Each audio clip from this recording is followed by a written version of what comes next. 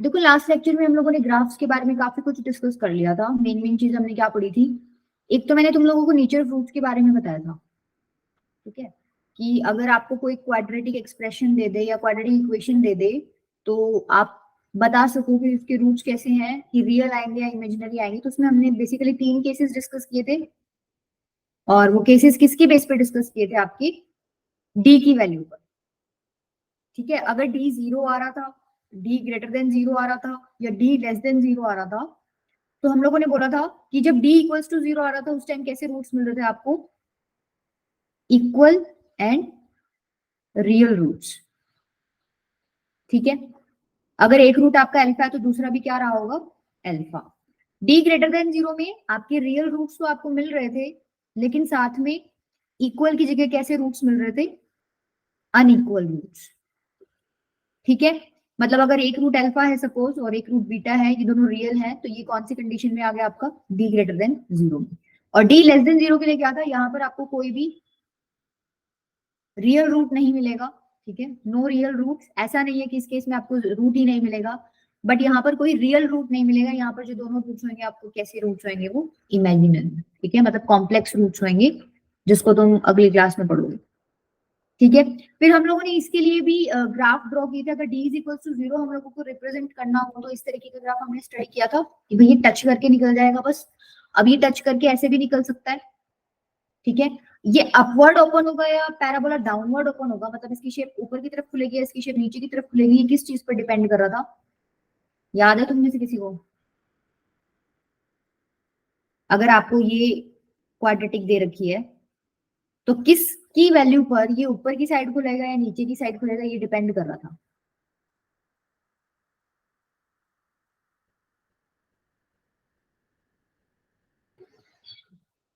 Last class में मैंने बताया था ए की वैल्यू पर कर रहा था। अगर ए की वैल्यू ग्रेटर देन 0 है तो आप बोल रहे थे ये अपवर्ड ओपन होएगा, और ए की वैल्यू लेस देन 0 है तो आप बोल रहे थे ये डाउनवर्ड खुलेगा। तो इस ग्राफ को देख के कोई भी बच्चा बता देगा कि ये बेसिकली ग्राफ है, इसके अंदर ए बड़ा होगा 0 से, और इस ग्राफ को देख के तुम बता दोगे कि ए क्या रहा होगा तुम्हारा, लेस देन 0। इस ग्राफ को देख के आप ये भी बता सकते हो डी की वैल्यू इक्वल्स टू 0 रही होगी, क्योंकि यहाँ पर एक पॉइंट मिल रहा है जिस पर ये टच करके जा रहा है, और तुम्हें पता है ये क्वाड्रेटिक का ग्राफ है, तो एक रूट तो होता नहीं, क्वाड्रेटिक के 2 रूट्स होते हैं, तो यहाँ पर दोनों रूट्स बेसिकली क्या है, इक्वल है। सिमिलरली यहाँ पर भी क्या है, डी की वैल्यू 0 की इक्वल ही है, यहाँ पर भी आपको कैसा मिल रहा है, एक ही रूट मिल रहा है। ठीक है, दूसरा केस क्या हो सकता है भाई, ये आपका ग्राफ इस तरीके से बन जाए। अब इस केस में क्या हो रहा है, आपको 2 डिस्टिंक्ट रूट्स मिल रहे हैं, अगर एक अल्फा है तो एक क्या होगा, बीटा। ठीक है, ए की वैल्यू अभी भी क्या है, ग्रेटर देन 0, क्योंकि ये ऊपर की तरफ खुल रहा है। डी की वैल्यू क्या हो जाएगी, यहाँ पर real and distinct, 2 distinct roots मिल रहे हैं, तो डी इज ग्रेटर देन 0। ठीक है, इसी के अंदर अगर मान लो मैं इस तरीके से बना दूं केस, तो यहाँ पर भी मुझे क्या मिल रहा है, 2 डिस्टिंक्ट रूट्स मिल रहे हैं, एक तो ये है और एक ये है, सपोज ये अल्फा है ये बीटा है। यहाँ पर ए की वैल्यू क्या है, लेस देन 0, और डी की वैल्यू क्या है, ग्रेटर देन 0। ठीक है, तीसरा केस कौन सा बच गया आपका, इमेजिनरी वाला। इमेजिनरी में क्या होता है, आपका ग्राफ ना तो एक्सिस को कट करता है, ना ही एक्सिस को क्या करता है, टच करता है, ऊपर ऊपर से निकल जाएगा। ठीक है, या तो वो इस तरीके से निकल जाए या फिर वो ऐसे निकल जाए। ये वाला केस क्या है, यहाँ पर ये ग्राफ आपको एक्स एक्सिस को कहीं पर भी ना तो टच करता दिखाई दे रहा है, ना ही कट करता दिखाई दे रहा है। दैट मीन्स ये डी की वैल्यू यहाँ क्या रही होगी, लेस देन 0, मतलब इमेजिनरी रूट्स रहे होंगे। ए की वैल्यू क्या है यहाँ पर, ग्रेटर देन 0। यहाँ क्या है, डी की वैल्यू लेस देन 0, यहाँ पर भी तुम्हारा ना तो टच कर रहा है ना इंटरसेक्ट कर रहा है, और ए की वैल्यू क्या है यहाँ पर, लेस देन 0। इतनी चीज क्लियर है। अब देखो एक एक मैंने सी के ऊपर भी तुम लोगों को बताया था कल कि सी की, मतलब अगर कोई क्वेश्चन में पूछ ले कि सी का साइन बताओ कैसा रहा होगा, तो सी का साइन किस पर डिपेंड कर रहा था। अगर मान लो ग्राफ पॉजिटिव वाई एक्सिस पर आपका इंटरसेप्ट कट कर रहा है तो सी की वैल्यू क्या थी, पॉजिटिव। और अगर ये नेगेटिव साइड में आपका ग्राफ इंटरसेक्ट कर रहा है, मतलब इंटरसेप्ट कट कर रहा है, नेगेटिव वाई एक्सिस पर आपको हिस्सा मिल रहा है, तो आप क्या बोलोगे, सी की वैल्यू क्या है, नेगेटिव। आपकी एक वैल्यू रह गई थी कौन सी, कि बी की वैल्यू कैसे चेक करोगे। देखो बी की वैल्यू चेक करने के लिए पहले एक बार वर्टेक्स देख लो क्या होता है। सपोज आपका ये ग्राफ है,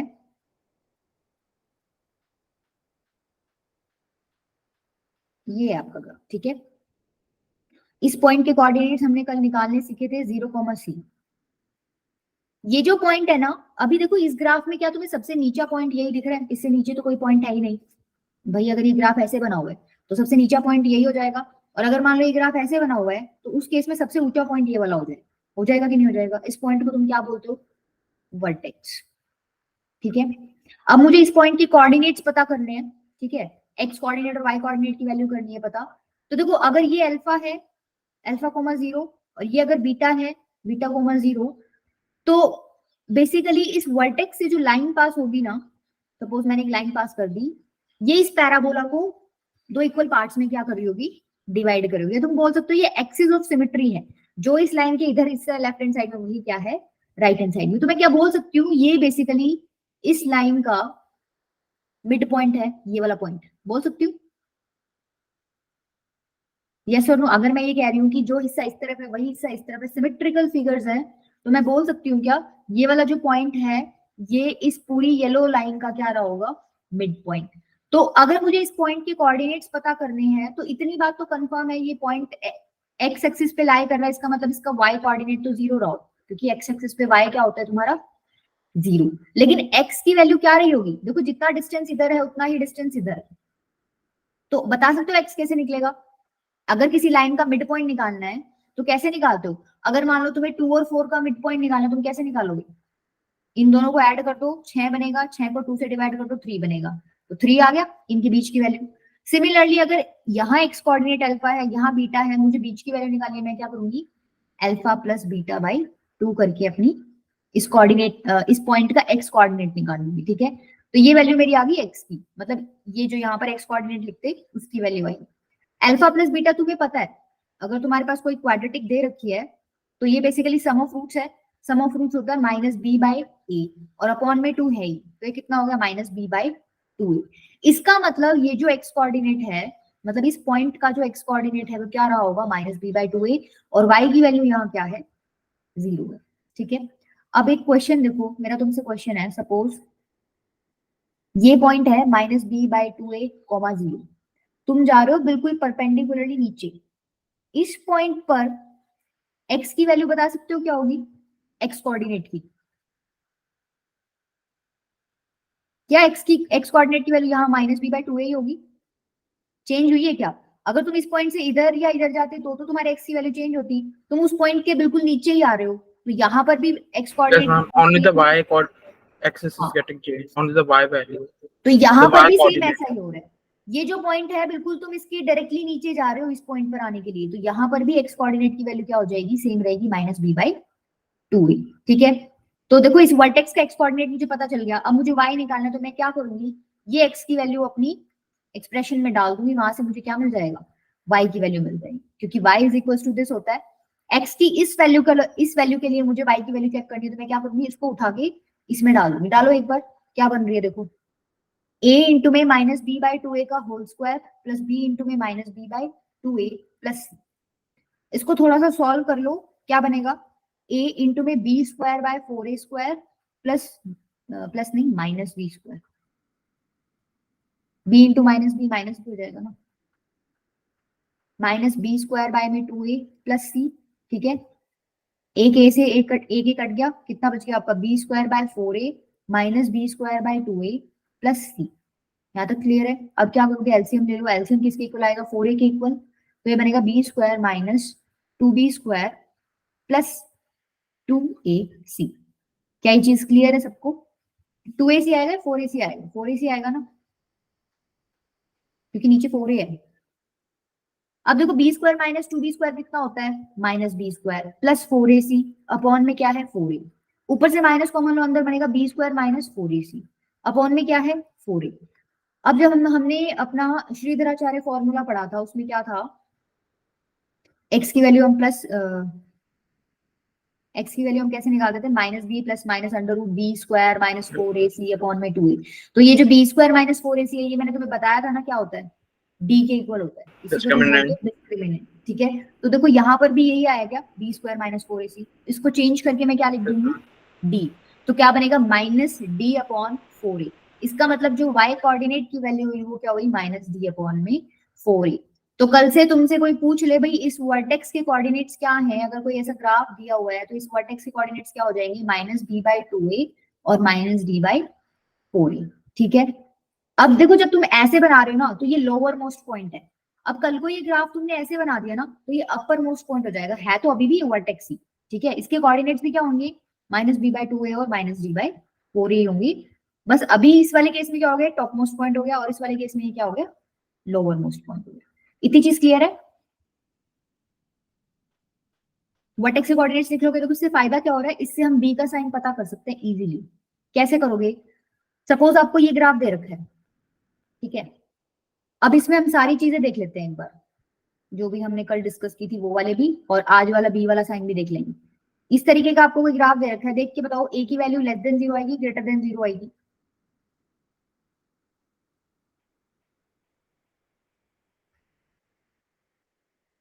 इस क्वाड्रेटिक का ग्राफ है ये, मैं ये पूछ रही हूँ ए की वैल्यू देखो अपवर्ड खुल रहा है तो क्या ग्रेटर देन 0 आएगी। अगर ये इस तरीके से खुल रहा होता नीचे की तरफ तो क्या होता, ए लेस देन 0, ठीक है। सेकंड डी की वैल्यू क्या है, यहाँ पर तुम्हें दो डिस्टिंक्ट रूट्स मिल रहे हैं और रियल रूट्स मिल रहे हैं, तो डी की वैल्यू क्या हो जाएगी, ग्रेटर देन 0। थर्ड क्या है, जो वाई एक्सिस पे इंटरसेप्ट कट हो रहा है आपका, वो बेसिकली पॉजिटिव वाई एक्सिस पर हो रहा है, दैट मीन सी की वैल्यू भी क्या रही होगी तुम्हारी, ग्रेटर देन 0। अब बात आती है बी की, ठीक है। देखो ये वाला जो पॉइंट है तुम्हें पता है इसका एक्स कोऑर्डिनेट होता है -b/2a और y होता है -d/4a, ठीक है। फोर्थ क्वाड्रेंट में मेरे को एक बात बताओ, फोर्थ क्वाड्रेंट में एक्स पॉजिटिव होता है या नेगेटिव होता है।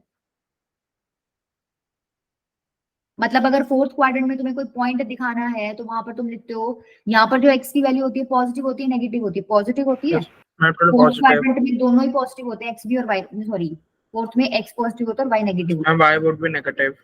है। फर्स्ट में तो दोनों पॉजिटिव होते हैं, सेकंड में एक्स नेगेटिव और वाई पॉजिटिव, थर्ड में एक्स नेगेटिव और वाई नेगेटिव, और फोर्थ के अंदर क्या होता है, एक्स पॉजिटिव और वाई नेगेटिव, ठीक है। तो मैं ये कह रही हूँ फोर्थ क्वाड्रेंट में तुम्हें पता चल गया जो भी यहाँ एक्स कोऑर्डिनेट होता है उसकी वैल्यू क्या होती है, पॉजिटिव होनी चाहिए। मतलब तुम जानते हो ये वैल्यू क्या है, बेसिकली -b/2a कैसी होनी चाहिए, पॉजिटिव होनी चाहिए, मतलब ग्रेटर देन 0 होनी चाहिए, राइट। होनी चाहिए कि नहीं होनी चाहिए।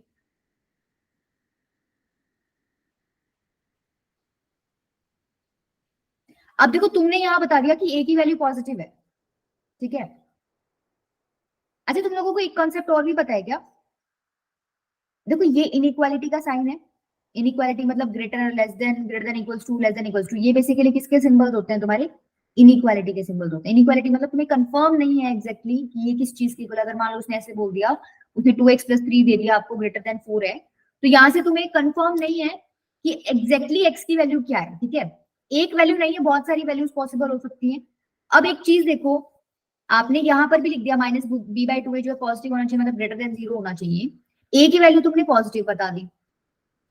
इनइक्वालिटी में क्या कॉन्सेप्ट होता है ना कि तुम अगर इनइक्वालिटी में माइनस से मल्टीप्लाई कर देते हो तो ये साइन ऑफ इनइक्वालिटी क्या हो जाता है, चेंज हो जाता है, ठीक है। ये एक एक्स्ट्रा नॉलेज है, इसको दिमाग में रख लेना क्योंकि अल्टीमेटली तुम्हें जाकर सीखनी पड़ेगी। नॉलेज क्या, एक चीज देखो, अगर -4 जो है वो -2 से छोटा है बड़ा है, सपोज -8 से बड़ा है, क्या -4 -8 से बड़ा है,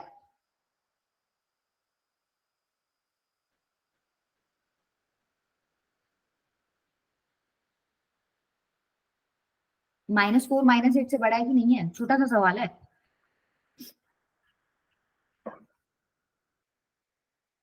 बोलो बेटा।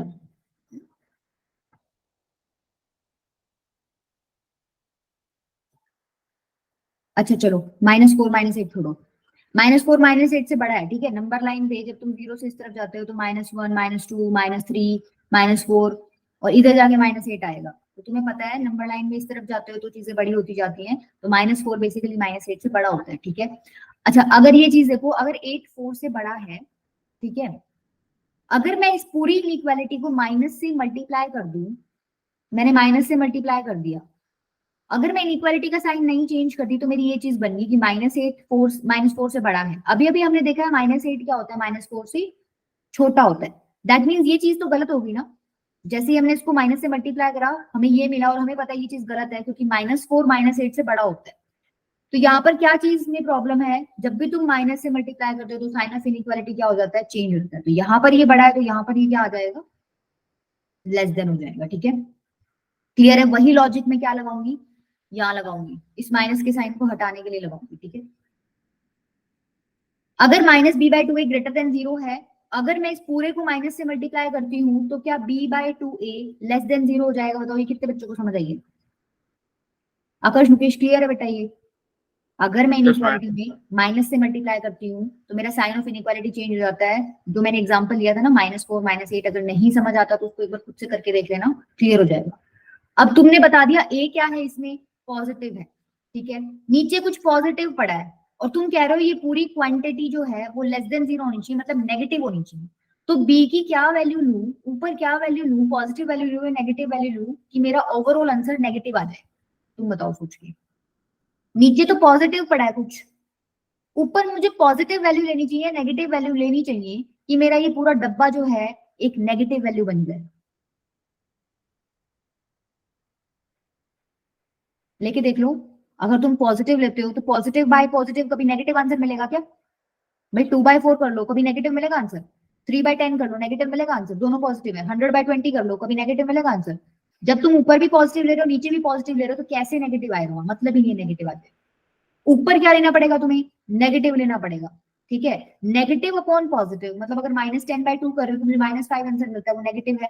-100/20 कर रही हूँ तो भी मुझे नेगेटिव आंसर मिलेगा।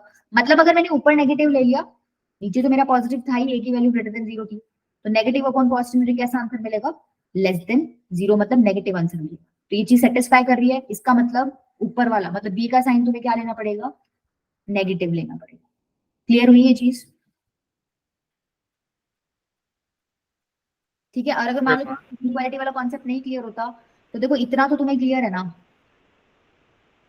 सपोज ये कुछ भी नहीं पता तुम्हें, ठीक है, इक्वालिटी नहीं जानते तुम्हें ये तो पता चल गया फोर्थ क्वाड्रेंट में एक्स पॉजिटिव होता है, तो ये फोर्थ क्वाड्रेंट में तुम्हारा एक्स कोऑर्डिनेट पॉजिटिव होना चाहिए, ठीक है। तो मतलब -b/2a की वैल्यू पॉजिटिव होनी चाहिए, मतलब -b/2a की वैल्यू ग्रेटर देन 0 होनी चाहिए। मतलब आपको जो ये लेफ्ट में डब्बा पड़ा है, इस डब्बे को पॉजिटिव बनाना है। तुम सोचो खुद एक बार, ए तो तुम्हारा पॉजिटिव है ही, ठीक है, ए बड़ा है 0 से, 2 भी अपने आप में पॉजिटिव होता है, ए भी पॉजिटिव नंबर है, ठीक है, ऊपर एक माइनस पहले से लगा हुआ है। बी की वैल्यू तुम्हें पता करनी है कि भाई नेगेटिव लूं या पॉजिटिव लूं कि मेरा ये डब्बा जो है पूरा का पूरा आंसर कैसा दे? पॉजिटिव आंसर दे। तो तुम बता सकते हो पर बी की वैल्यू नेगेटिव लूं या पॉजिटिव लूं?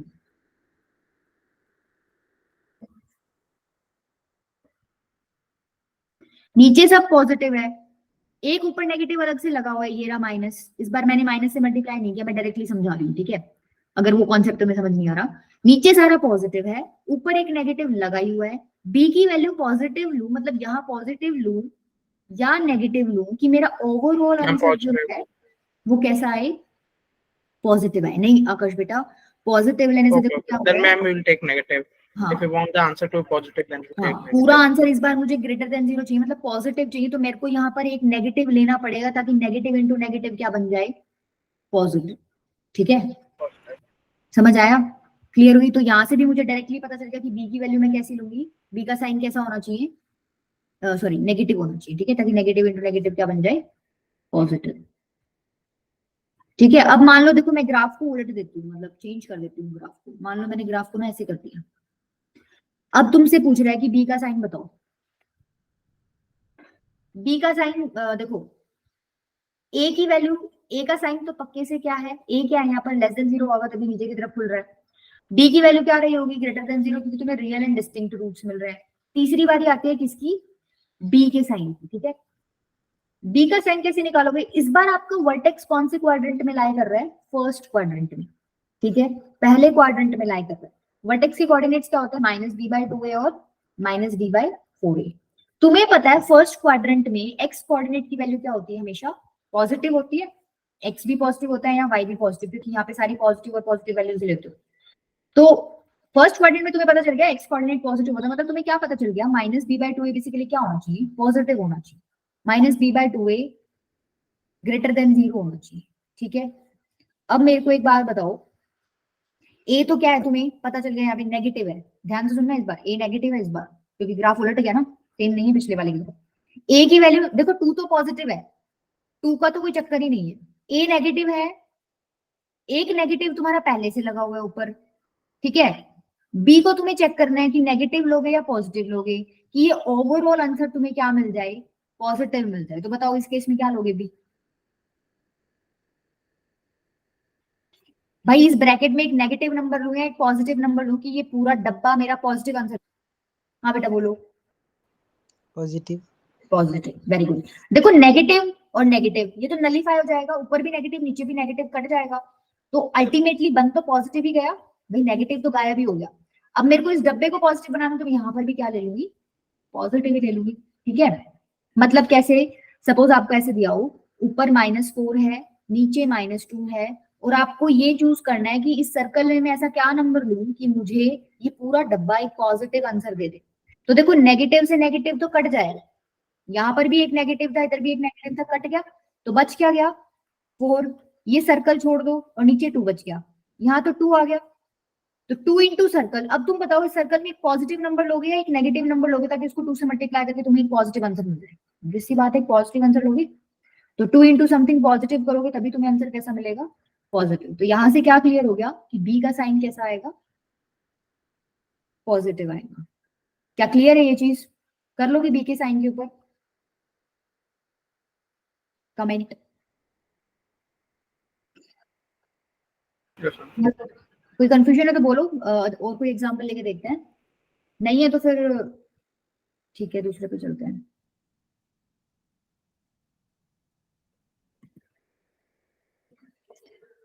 ठीक है, देखो ये सबसे इंपॉर्टेंट कॉन्सेप्ट है बी वाला। तुम सी भी कर लोगे, तुम ए भी कर लोगे। ए का तो सिंपल सा फंडा है भाई, ऊपर खुल रहा है ना ग्राफ, इस तरीके से बोला तो ए ग्रेटर देन 0, ऐसे नीचे की तरफ ओपन हो रहा है अपना पैराबोला, तो ए इज लेस देन 0। तुम डी के लिए भी कर लोगे भाई, टच करके जा रहा है तो D is equal to 0, intersect करके जा रहा है तो डी ग्रेटर देन 0, और अगर कहीं पे भी कुछ टच नहीं कर रहा, इंटरसेक्ट नहीं कर रहा, तो डी लेस देन 0।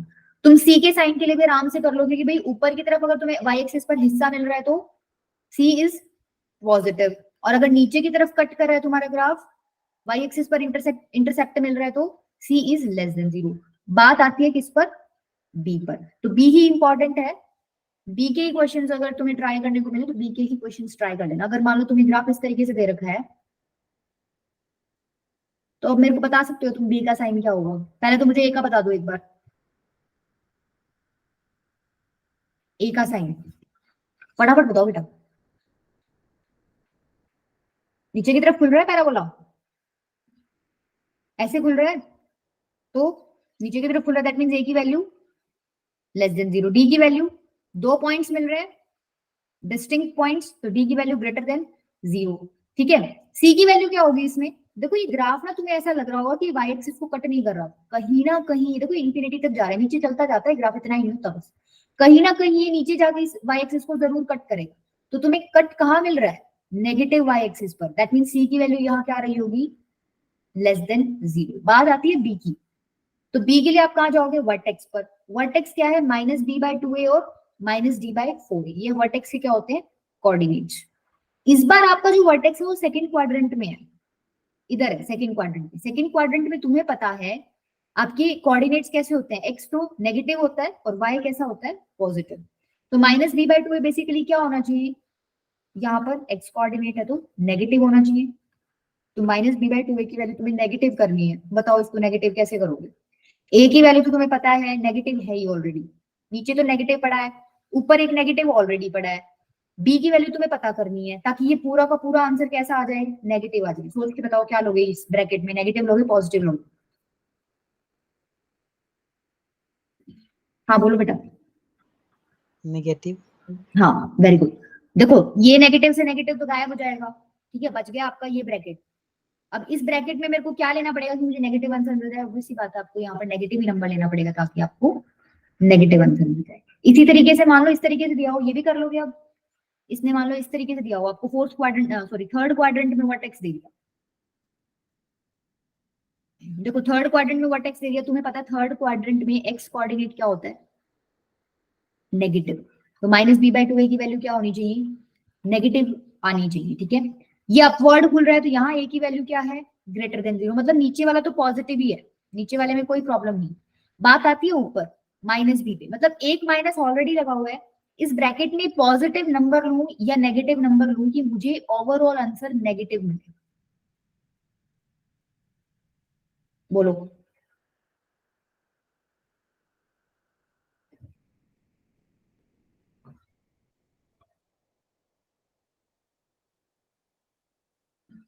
हाँ बोलो बेटा,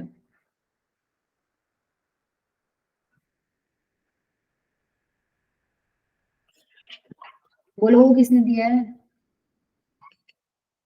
पॉजिटिव? मुकेश कह रहा है पॉजिटिव। हाँ ठीक है, नीचे पॉजिटिव है, इधर नेगेटिव है, ओवरऑल इस डब्बे का आंसर तुम्हें नेगेटिव चाहिए, तो ऑब्वियस सी बात है यहाँ क्या लोगी, पॉजिटिव, ताकि एक नेगेटिव तुम्हारा बचा रहे और आंसर क्या आ जाए, नेगेटिव आ जाए। ठीक है, तो ये अलग अलग क्वाड्रेंट्स में आपकी केसेस हैं, प्रोसेस पूरा सेम है, आपको एक ही वैल्यू पता चल जाती है, आप एक ही वैल्यू यहाँ पॉजिटिव नेगेटिव करते हो, तो उसके हिसाब से फिर आप डी की वैल्यू चेक करते हो कि पॉजिटिव आएगी या नेगेटिव आएगी। क्लियर है, ये चीज कर लोगे, ये सबसे इंपॉर्टेंट पार्ट है बेटा ग्राफ का, अगर तुम्हारा ये क्लियर है तो फिर आगे ग्राफ्स में प्रॉब्लम नहीं आएगी। ठीक है, अब देखो हमने पूरा चैप्टर कंप्लीट कर दिया है, तो काफी कुछ मतलब काफी सारे टॉपिक्स थे इस चैप्टर में। समरी में दे देती हूँ तुम लोगों को, पहले तो हम लोगों ने पॉलिनोमियल्स के बारे में पढ़ा था, ठीक है, टाइप्स पढ़े थे उसके, types based on degree, types based on number of terms. उसके बाद हम लोगों ने पॉलिनोमियल्स का फैक्टराइजेशन करना सीखा था। ठीक है, फैक्टराइजेशन में भी हमने अलग अलग मेथड्स पढ़े थे, जिसके अंदर हमने मोस्टली तो अपनी आइडेंटिटी यूज की थी। इसके अंदर तुम लोगों को आइडेंटिटी याद होनी चाहिए, जो भी मैंने तुम्हें पीपीटी में अलग से लिख के दी थी ना, या फिर जो मैंने तुम्हें पीडीएफ दे रखी उसमें देख लेना, उसमें भी मिल जाएगी। तो आपको आइडेंटिटीज याद होनी चाहिए फैक्टराइजेशन के लिए। उसके बाद हम लोगों ने क्या पढ़ा था, ax square plus bx plus C आपका क्वाड्रेटिक पॉलिनोमियल है, इसके लिए हम लोगों ने relation between roots and coefficients पढ़ा था। ठीक है, relation between roots and coefficients क्या था इसके अंदर, अगर इसके अल्फा और बीटा दो रूट्स हैं तो अल्फा प्लस बीटा किसके इक्वल आता है, माइनस बी बाई ए के इक्वल, और अल्फा बीटा किसके इक्वल आता है, प्रोडक्ट ऑफ रूट्स किसके इक्वल आता है, सी बाई ए के इक्वल। ठीक है, ये दो चीज पढ़ी थी। यही चीज हमने सिमिलरली किसके लिए पढ़ी थी, क्यूबिक के लिए, A X cube plus B X square plus C X plus D, जहां पर ए आपका क्या नहीं होना चाहिए, जीरो के इक्वल नहीं होना चाहिए। सेम केस यहाँ पर है, ए नॉट इक्वल टू जीरो होना चाहिए, क्योंकि अगर ए जीरो हो गया तो ना तो ये क्वाड्रेटिक बचेगा और ना ही ये क्यूबिक बचेगा। ठीक है, क्यूबिक के हमने तीन केसेस पढ़े थे, क्या क्या पढ़े थे, सम ऑफ रूट्स क्या था, माइनस बी बाय ए, जिसमें बी बेसिकली क्या है, एक्स स्क्वायर का कोफिशियंट है। इसी तरीके से दो दो रूट्स को उठा के उनका प्रोडक्ट करके हमने ऐड किया था, तो उसका आंसर आया था सी बाय ए। सी क्या है, एक्स का कोफिशियंट, और ए क्या है, एक्स क्यूब का कोफिशियंट। थर्ड केस क्या था, प्रोडक्ट ऑफ रूट्स। ठीक है, product of roots, product of roots क्या है, अल्फा बीटा गामा, ये किसके इक्वल था, कांस्टेंट अपॉन में एक्स क्यूब का कोफिशिएंट, मतलब माइनस डी बाय ए के इक्वल। ये तीन फॉर्मूले तुम्हें याद करने थे। उसके बाद उसने तुमसे पूछा था कि अगर तुम्हें अल्फा बीटा गामा दे रखे हैं रूट्स, तो क्यूबिक पॉलिनोमियल फॉर्म करना है तो कैसे करोगे।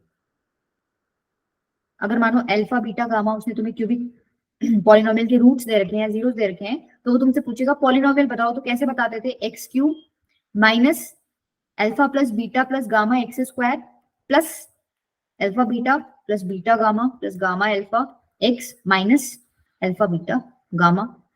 इस मतलब इस फॉर्मूले में पुट करके आप क्या बता देते हैं, उसको अपना पॉलिनोमियल बता देते हैं।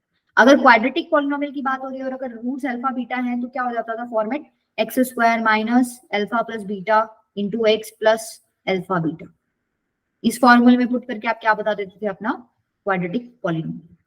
नेक्स्ट हमने क्या डिस्कस किया था, उसके बाद हमने ये ग्राफ वाला टॉपिक डिस्कस किया है, जिसके अंदर आपको नेचर ऑफ रूट्स का पता होना चाहिए। ठीक है, नेचर ऑफ रूट्स मतलब बेसिकली डी के बारे में पता होना चाहिए। ठीक है, कि डी ग्रेटर देन जीरो कब होता है, लेस देन जीरो कब होता है, और इक्वल टू जीरो कब होता है। दूसरी चीज आपको ये पता होना चाहिए कि एक ग्राफ जितनी बार एक्सिस को कट करता है उतने ही उसके क्या होते हैं, जीरोस होते हैं। तो कोई ग्राफ देके आपसे ये पूछ ले कि भाई इसके जीरोस कितने हैं, तो जितनी बार एक्स एक्सिस को कट कर रहा है उतने ही उसके क्या होते हैं, जीरोस होते हैं। अच्छा नेक्स्ट क्या,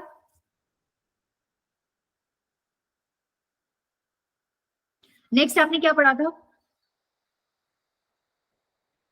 नेक्स्ट आपने इनके साइन के बारे में पढ़ा था कि भाई अगर A X square plus B X plus C आपको दे रखा है तो ए का साइन कैसे निकालोगे, बी का कैसे निकालोगे, सी का कैसे निकालोगे। ठीक है, और डी का तो आपको नेचर ऑफ रूट से पता चल जाता है कि डी ग्रेटर है, लेस है या इक्वल्स टू जीरो है।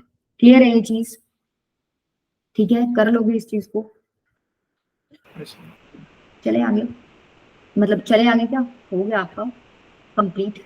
अब देखो ये जैसे ये क्वेश्चन है, from the given graph find the number of zeros of polynomial. दिख रहा है तुम्हें ग्राफ में कि कितने जीरोस रहे होंगे इस पॉलिनोमियल के, 3 जीरो रहे होंगे, 3 बार कट कर रहे हैं, 1 2 और 3। ठीक है। Yes, ma'am. What is the degree of polynomial whose graph intersect the x-axis at 4 points?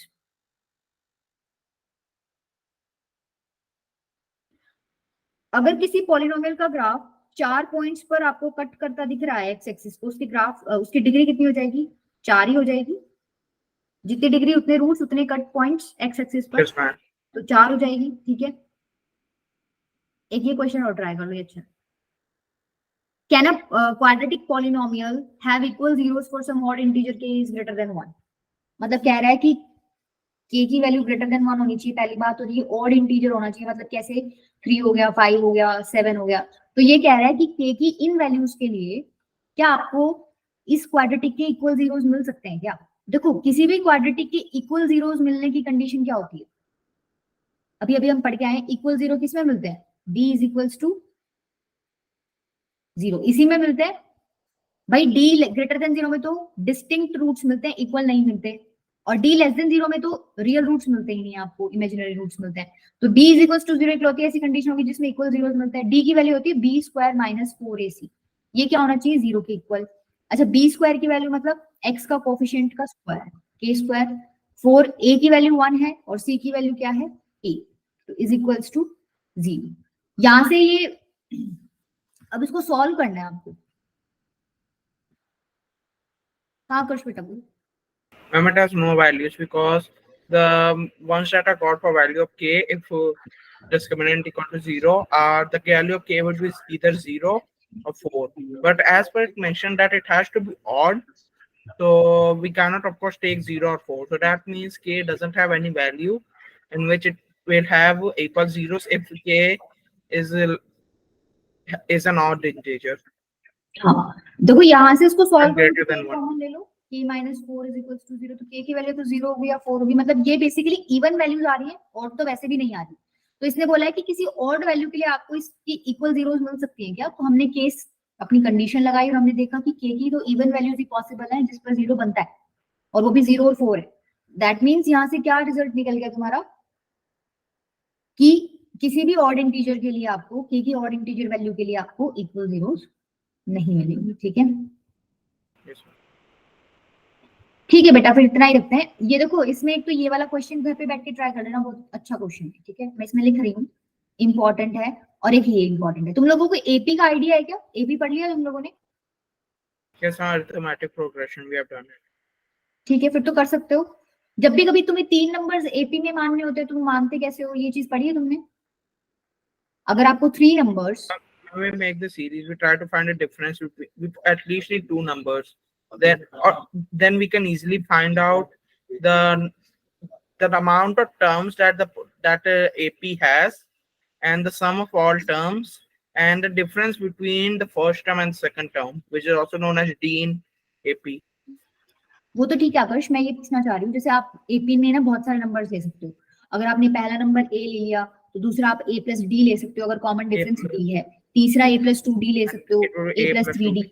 लेकिन जब भी तुम लोगों को 3 नंबर बोले ना, वो कि 3 नंबर लेने एपी में, तो वहां पर ना हम लोग एक पर्टिकुलर सीक्वेंस ही फॉलो कर लेते हैं, क्योंकि उससे क्वेश्चंस बहुत इजी हो जाते हैं। जरूरी नहीं है कि वही लेना है, बट हाँ लेते हैं वही mostly.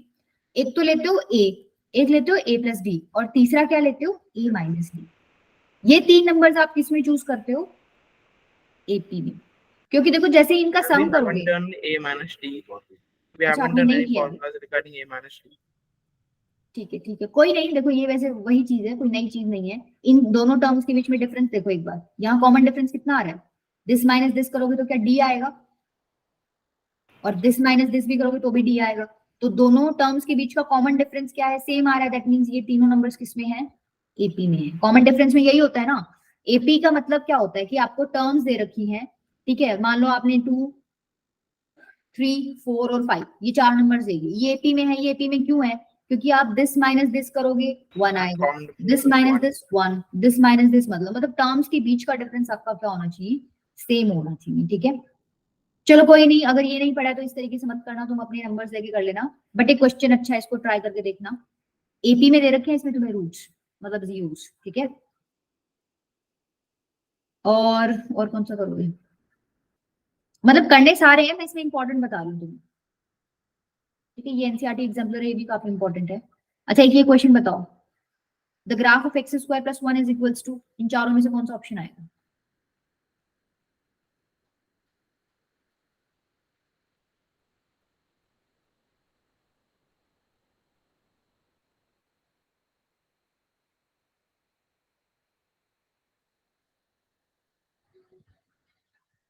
And I think it will be 2 because it's a quadratic equation.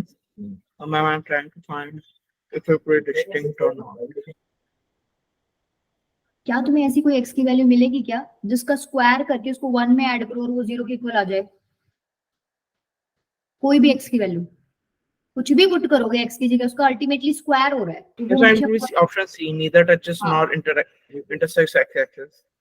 इसमें पॉजिटिव मिलेगा, ये पहली टर्म तुम्हारी हमेशा पॉजिटिव होगी क्योंकि स्क्वायर ऑफ समथिंग है और ये भी पॉजिटिव है, तो पॉजिटिव प्लस पॉजिटिव कभी भी 0 नहीं बन सकता। तो मतलब तुम्हें ऐसी कोई एक्स की वैल्यू यहाँ मिलेगी ही नहीं, ठीक है? Yes, ma'am. X It will की वैल्यू नहीं have to be मिलेगी, a negative root. हाँ नेगेटिव रूट हो जाएगा। या फिर देखो तुम निकालने के लिए क्या करोगे, एक्स स्क्वायर इस 1 को उधर भेज दोगे, ठीक है, तो ये हो गया -1। दिक्कत आ गई ना यहाँ पर, ये तो Yes, ma'am. Basically plus And we minus know root that minus root of negative numbers cannot exist. नहीं एग्जिस्ट करता है, उसको हम कॉम्प्लेक्स में पढ़ते हैं फिर, मतलब Difference उसको रियल में नहीं imaginary पढ़ते, numbers. ठीक है? तो आप जो अभी पढ़ रहे हो ना उसमें आप रियल नंबर्स पढ़ रहे हो, कॉम्प्लेक्स नहीं पढ़ रहे। लेकिन देखो आप लोगों ने ये तो पढ़ा है ना कि कॉम्प्लेक्स रूट्स अगर किसी क्वाड्रेटिक पॉलिनोमियल की हैं तो आपका इस तरीके का फिगर बनता है, वो टच नहीं करता और ना ही इंटरसेक्ट करता है। तो इसने यही बोला है इनमें से कौन सा ऑप्शन ऐसा है जो कॉम्प्लेक्स रूट को रिप्रेजेंट कर रहा है, तो neither touches nor intersect x axis वाला ऑप्शन है, ठीक है?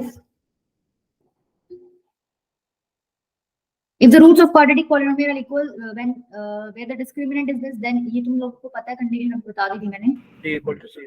d is equals to 0। अगर तुमसे ये पूछ ले वो मान लो रियल रूट्स की कंडीशन बताओ, ध्यान से सोचो अभी, real roots Either D is greater than 0 or हाँ। equal to 0. It cannot greater be than less और than equals 0. To 0, very good. अगर ग्रेटर है तो भी तुम्हें रियल आंसर मिलता है, बस अनइक्वल रूट्स मिलता है, और d इक्वल्स टू 0 है तो भी तुम्हें रियल Equal roots. रूट्स मिलते हैं, ठीक है? तो अगर वो रियल बोले ना सिर्फ तो d is greater than equals to 0 है।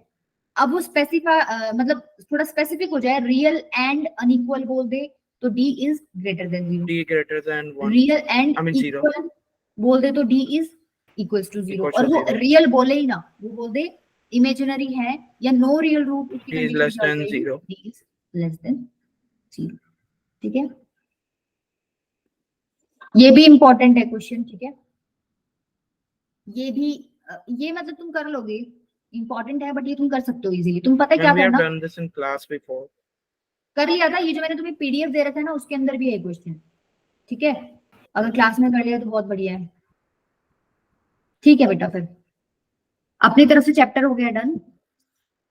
अब इसमें तुम लोगों को कोई भी प्रॉब्लम वगैरह आई तो वो मुझसे पर्सनली पूछ लेना, ये क्लास में पूछ लेना, जब भी मतलब तुम लोगों को टाइम लगे तुम प्रैक्टिस करो। अदरवाइज मंडे से हम लोग अपना ट्रिगो स्टार्ट करेंगे, ठीक है? Yes, ma'am.